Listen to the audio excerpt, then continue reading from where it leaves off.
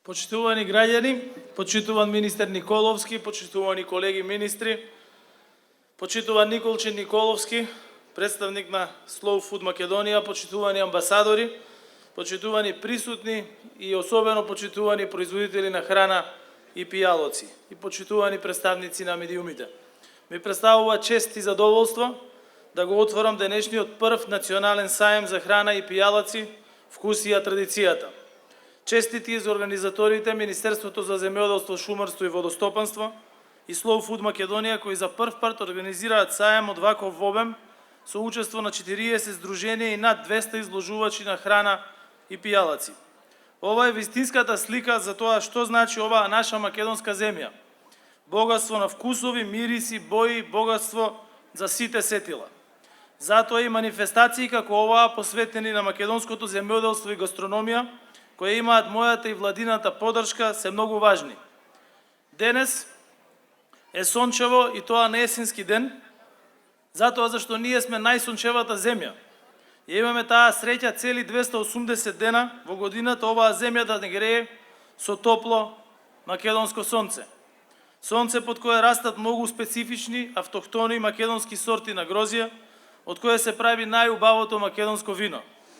Сонце под кое растат највкусните македонски овошја, зеленчуци, жита, мешунки, од кои се прави најубавото тавче гравче, најубавите пити, највкусниот адвер, лутеница, сарма, туршија. Но оваа наша македонска трпеза се вкрстувале вкусовите на многу цивилизации, создале многу уникатни, колоритни, превкусни комбинации, кои се одамна дел од нашата традиција. Овде ние имаме многу уникатна клима. На иста линија географски сме со најдобрите вински региони во светот. Имаме плодна почва и поднебе, долги години земјоделска, сточарска, лозарска, овоштарска традиција, која посветено се пренесувала од генерација на генерација. Таа традиција денес модернизирана ни ги дава тука во срцето на Балканот домашните вина, кои се со светски квалитет. Најубавите домашни јаболки, калинки, пиперки, патлиџани, домашно гравче, тиквички, највкусните домашни сирења и кисело млеко, спремни за уживање во многу различни форми и вкусови.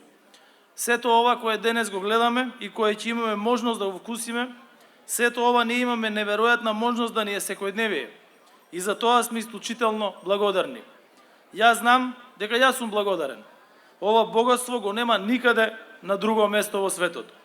Затоа денес ние гордо можеме да кажеме дека ова не е само чаша вино или само јаболко, или само пита, или само сирење.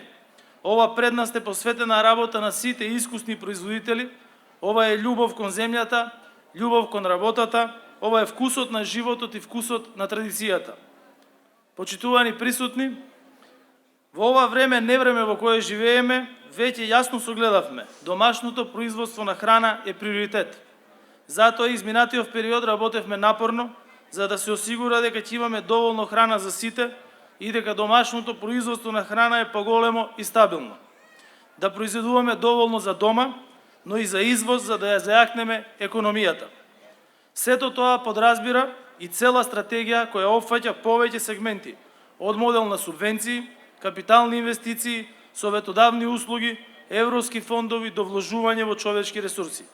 Изминатите неколку недели имав можност да посетам наши семејни компании, кои што произведуваат со врвен квалитет млечни производи, вина, преработки, да поразговарам со собствениците и вработените и да се уверам дека нивниот труд е вреднуван, а нивните производи успешно пласирани дома, но и на странските пазари. Затоа на повеќе наврати досега овозможувавме директна поддршка и одржување на ликвидноста на компаниите со антикризните мерки, а со последниот сет донесовме и мерки за облажување на последиците од кризата преку стабилизирање на цената на електрична енергија, со која очекуваме да се намалат крајните цени на основните прехранбени производи. Неодамна го усвоивме и новиот модел на финансиска поддршка на земјоделството и руралниот развој.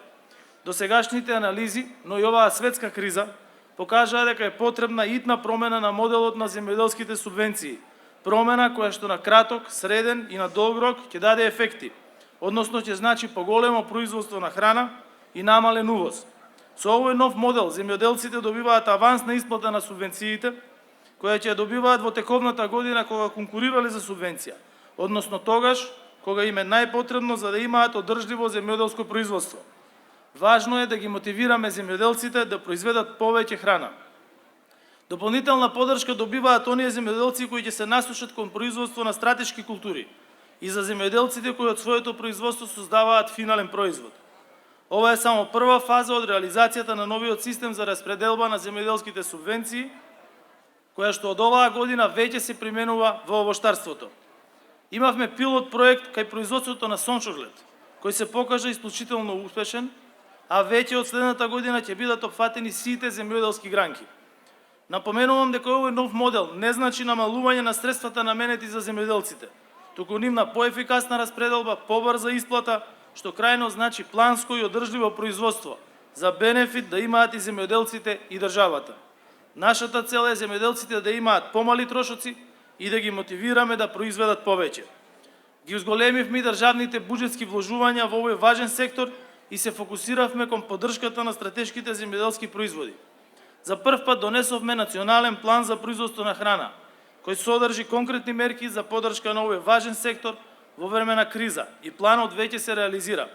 Тоа се мерки за зголемено производство на домашна храна, за увозна независност, мерки кои ги поттикнуваме земјоделците максимално да ги искористат сите ресурси, секоја педа обработливо земјиште за да произведат повеќе.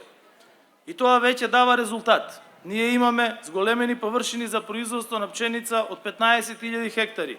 Храна ќе има за сите. Планот вклучува и интервентна програма за која со ребалансот за годинава се обезбедија дополнителни половина милијарда денари, со што вкупната вредност на оваа програма достигна 900 милиони денари.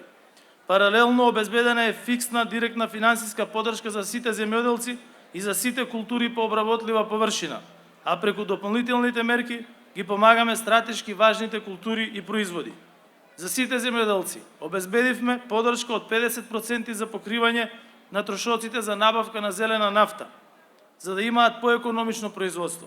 Со законски измени веќе обезбедуваме можност поддршката за зелена нафта да биде до 100%. Вратите во Министерството за земјоделство, шумарство и водостопанство и во владата за вас се отворени, за сите сугестии, за сите предлози, заедно да ги дискутираме и да овозможиме раст на земјоделското производство.